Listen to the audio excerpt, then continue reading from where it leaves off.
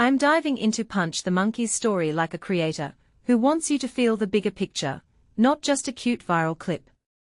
Let's unpack what's really happening behind the headlines and why this small monkey teaches us big lessons about belonging, patience, and the social dynamics of groups.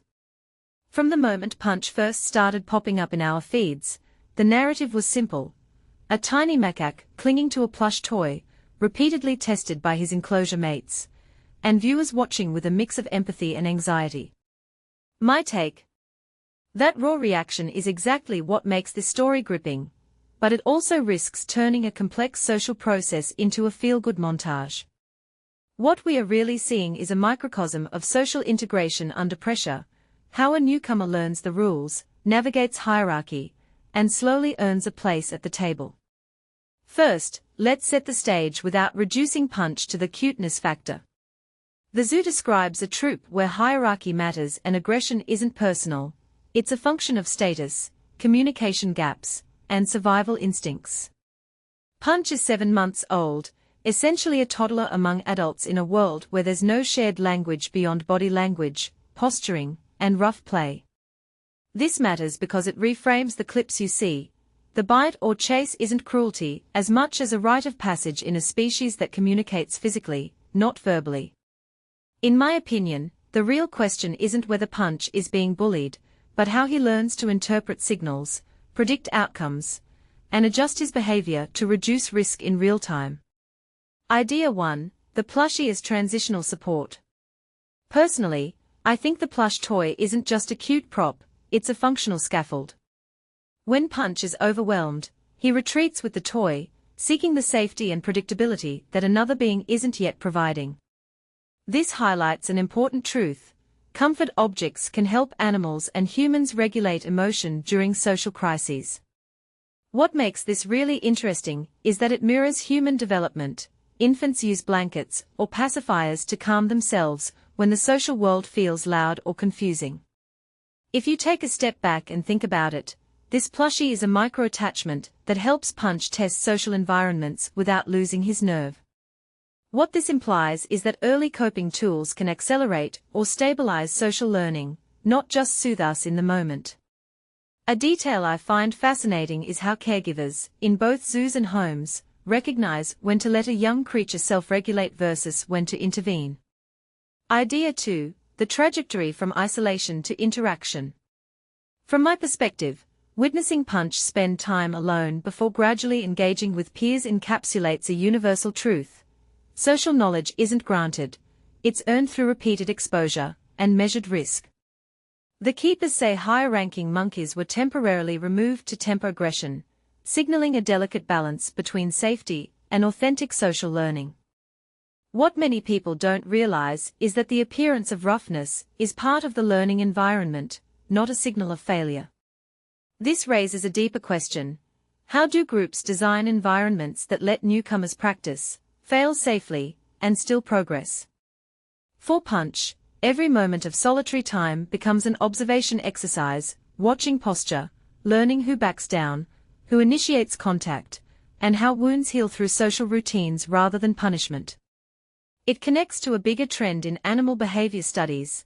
Environments that simulate natural social puzzles can produce more resilient, adaptable individuals. Idea 3, the public gaze and the spectacle of growth. In my opinion, the internet's instant sympathy for Punch reveals something about modern media's appetite for hopeful narratives. People flock to these microdramas not just for cuteness, but to witness potential breakthroughs in real time. What makes this really interesting is how a single creature can become a mirror for human experiences, facing unfamiliar surroundings, finding a way to belong, and growing through practice. A lot of viewers are projecting their own desires for reconciliation and progress onto Punch's journey, which says as much about us as about him. If you take a step back and think about it, the spotlight accelerates social learning in the zoo by turning milestones into public benchmarks. That can pressure staff to accelerate or publicize progress, which has both positive and risky implications for animal welfare. Idea 4, the broader lens, humans and nonverbal communication. One thing that immediately stands out is the gap between what we see online and what happens in real life. Japanese macaques rely on physical cues. There's no human-like protocol for peace treaties or spoken apologies. This gap underscores a bigger trend. As we rely more on video-driven narratives, we must resist oversimplifying nonverbal social dynamics into neat, shareable stories. What this really suggests is that empathy in humans often comes from watching resilience in others, but true understanding requires acknowledging complexity and uncertainty in animal social systems. Deeper insight: growth is nonlinear. The latest updates show Punch hugging and playing with peers, a milestone that signals integration, but it's not a straight line. The functional takeaway is that belonging is a process with retries, setbacks, and incremental victories. In my view, the real performance metric isn't a viral moment, it's the consistency of safe social exploration over weeks and months. The most important pattern to watch is whether Punch maintains gains when the troop reintroduces players, or when stresses shift, seasonal changes, food competition, or new monkeys arriving.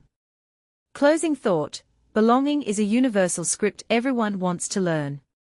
Punch's journey reminds me that social intelligence, whether in a human classroom, an office, or a monkey enclosure, thrives on gradual exposure, supportive signals from the group, and tools that help regulate emotion during turbulence.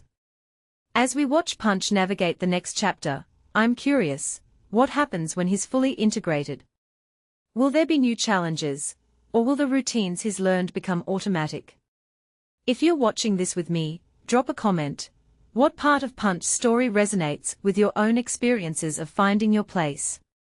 If you found this angle compelling, imagine applying the same lens to other social species, or even our own workplaces, where the rhythm of inclusion, mentorship, and safe experimentation can turn a rookie into a steady, contributing member of the team. What other living stories do you want me to unpack with this same mix of analysis, speculation, and personal take?